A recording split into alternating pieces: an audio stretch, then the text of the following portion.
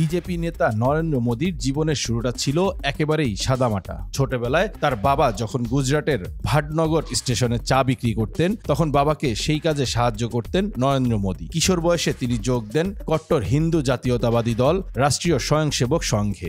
বহু বছর ধরে তিনি তৃণমূল পর্যায়ে রাজনৈতিক কর্মী হিসেবে কাজ করেছেন। সেখান থেকেই ভারতীয় রাজনীতিতে তার ধাপে ধাপে উত্থান। নিজ রাজ্য গুজরাটে একজন ক্ষমতাবান রাজনীতিক হয়ে ওঠেন। 10 বছরেরও বেশি সময় ধরে এক রাজ্যের মুখ্যমন্ত্রীর দায়িত্বে ছিলেন। নরেন্দ্র মোদীকে একজন উচ্চাকাঙ্ক্ষী, পরিশ্রমী এবং খুবই কঠোর প্রকৃতির রাজনীতিক হিসেবে বর্ণনা করেন তার ঘনিষ্ঠজনরা। আর সেই অবস্থানই তাকে নিয়ে যায় ভারতের সর্বোচ্চ স্থানে। কিন্তু আজ ভারতের এই সর্বোচ্চ স্থানে থাকা এই মোদীকেই এক সময় ভিসা দেয়নি যুক্তরাষ্ট্র। কিন্তু কেন? 2002 সালে গুজরাটে দাঙ্গা বন্ধে কার্যকর পদক্ষেপ না নেয়ায় যুক্তরাষ্ট্র 2005 সালে মোদীর ভিসা বাতিল করে দেয়। দীর্ঘ 9 বছর তাকে আর ভিসা দেয়নি আমেরিকা। এনডিটিভির প্রতিবেদন অনুযায়ী 2002 সালে গুজরাটের ওই সাম্প্রদায়িক দাঙ্গায় অনেক মানুষ নিহত হন।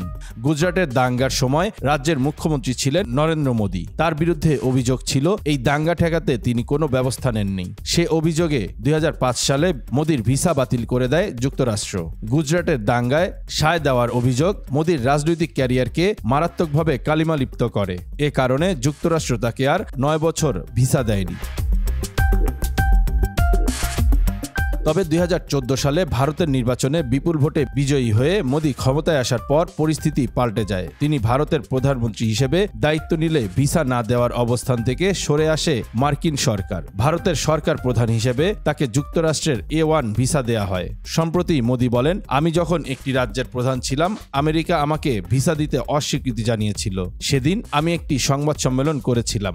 সেখানে আমি বলেছিলাম, একদিন বিশ্ববাসী ভারতীয় ভিসার জন্য লাইন দিয়ে দাঁড়াবে। তিনি বলেন, আমি এই কথা 2005 সালে বলেছিলাম। এখন 2025 সাল। আমি দেখতে পাচ্ছি যে এখন ভারতের সময় এসেছে।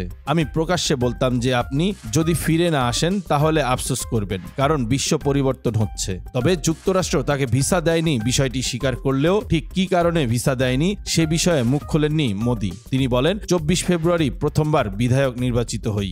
27 ফেব্রুয়ারি বিধানসভায় ছিলাম। সেই সময় ট্রেনে আগুন লাগার খবর পাই, মৃত্যুর খবর পাই। সঙ্গে সঙ্গে গোদ্রা গিয়েছিলাম। আমি সেখানে যন্ত্রণাদায়ক দৃশ্যের সম্মুখীন হই। সব অনুভূতি ছিল ভেতরে, কিন্তু যে পদে অধিষ্ঠিত ছিলাম তার গুরুত্ব বিবেচনা করে নিজেকে নিয়ন্ত্রণ করতে হচ্ছিল।